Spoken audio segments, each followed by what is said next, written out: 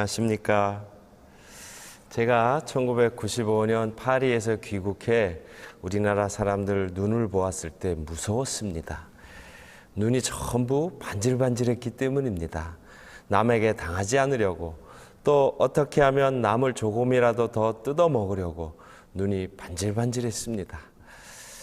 외국에서 20년 정도 살다가 고국을 방문한 어느 해외 교포의 이야기가 있습니다.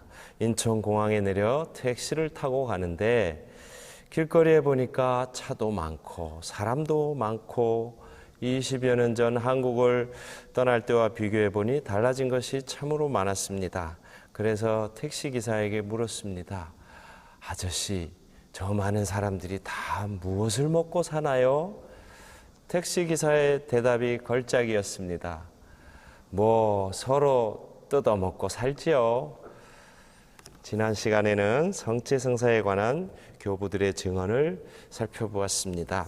초대교회의 성체성사에 관한 최초의 언급은 로마의 클레멘스 교황이 95년경에 쓴 코린토 서간입니다. 110년경 순교한 안티오키아의 성 이냐시오, 165년경 순교한 성 유스티노, 202년경 순교한 리옹의 성 이레네오, 이런 분들이 성체성사를 증언하고 성찬례에 관한 신학을 정립했음을 알아보았습니다. 오늘은 16세기 초 개신교 이론가들이 출현하기 전에 가톨릭 교회의 성체 신심이 어떠했는지 살펴보겠습니다.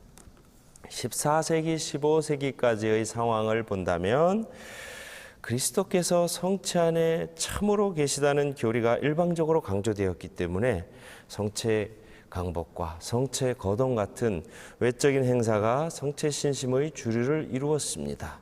성체 안에 주님이 참으로 계시는데 죄인인 내가 어떻게 감히 성체를 모실 수 있겠는가 하며 신자들이 성체를 자주 모시려 하지 않았습니다. 그래서 신자들은 1년에 겨우 한 번밖에 영성체를 하지 않았습니다. 그 대신 성체 강복과 성체 행렬을 하면서 성체를 공경하고 은혜를 받았던 것입니다. 그런데 16세기 초에 개신교 이론가들이 성체성사에 대한 이단적 주장을 하면서부터 미사에 참여하고 성체를 자주 영하는 신자들이 늘어났습니다. 여기서 개신교 이론가들의 성체 이론을 잠깐 살펴보겠습니다. 루터와 츠빙글리는 성체 축성에 대한 생각에서 큰 차이점을 보였습니다. 루터는 이는 내 몸이다 라는 주님의 말씀을 그대로 받아들여 이 땅에 참으로 그리스도께서 계신다고 생각했습니다.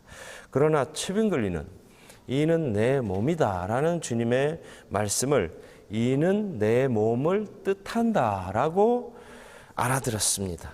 츠빙글리는 성찬 예식을 단순히 기념적인 예식으로 생각했습니다. 즉 신자들이 주님의 속죄적 죽음을 기억할 뿐이지 빵이 주님의 몸으로 변화된다는 것을 부정했습니다. 칼뱅은 우리가 영성체하는 순간 그리스도가 영적으로 현존한다고 주장했습니다.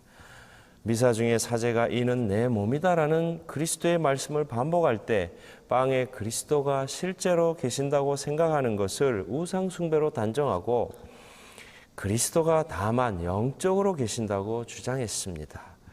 그리스도의 영적 현존이라는 칼뱅의 성체 교리는 루터의 실제론과 츠빙글리의 의미론 중간에 있다고 볼 수 있겠습니다.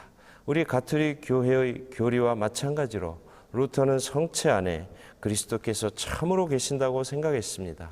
그러나 칼뱅은 성체 안에 그리스도께서 영적으로만 계신다고 생각했는데 이는 잘못된 생각입니다. 주님께서 분명히 이는 내 몸이다 라고 말씀하셨는데 이것은 주님께서 성체 안에 영적으로만 계시는 것이 아니라 실제로 계신다는 뜻이기 때문입니다.